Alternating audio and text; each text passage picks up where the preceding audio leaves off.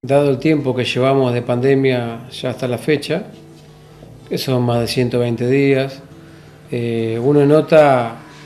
por contacto con la sociedad, por contacto con la gente, con mis pacientes, con las personas mayores, las personas adultas, uno nota un cansancio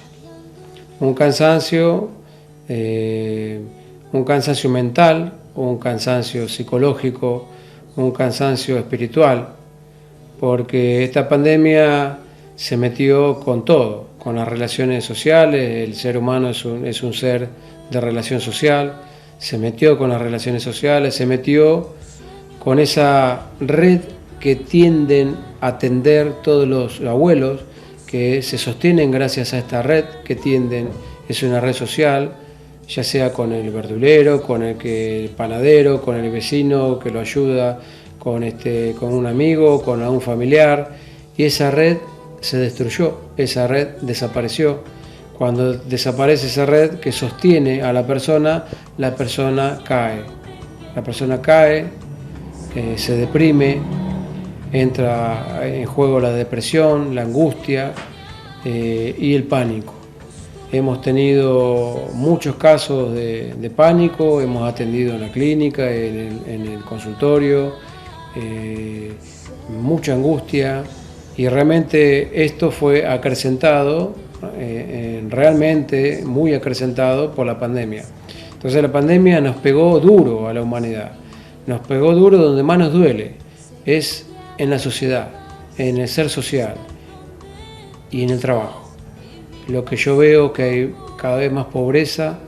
veo que cada vez hay más gente desesperada por llevar un pan a sus hijos, veo que cada vez han cerrado más negocios en nuestra ciudad, veo que en 30 o 40% de los negocios ya no va a abrir nunca más porque se fundieron. Veo gente desesperada que no tiene ingresos y que no sabe cómo pagar sus cuentas, porque las cuentas siguen viniendo, los impuestos siguen viniendo, al gas hay que pagarlo, a la luz hay que pagarla, al impuesto municipal hay que pagarlo. Entonces uno ve ya a la gente que entra en desesperación. Y todo esto genera enfermedades, porque todo lo que implica una cuestión psicológica se traduce somáticamente, uno somatiza hacia enfermedades corporales que están bien diagnosticadas, como una cervicalgia, un mareo, un vértigo, una epigastralgia, una gastritis, un intestino irritable, una diarrea, bruxismo, insomnio. Es decir, hay miles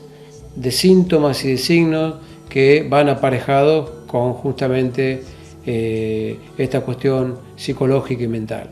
Uno somatiza en el cuerpo y el cuerpo traduce lo que nuestra mente le ordena. Uno traduce lo que la mente confundida y angustiada genera, y bueno, y ahí se producen las enfermedades. Por otro lado, veo que la salud pública de nuestra ciudad se ha abocado mucho en los grandes hospitales en la atención de COVID, y por ahí algunas cuestiones de enfermedades más comunes son dejadas de lado, y ahí es cuando se complican.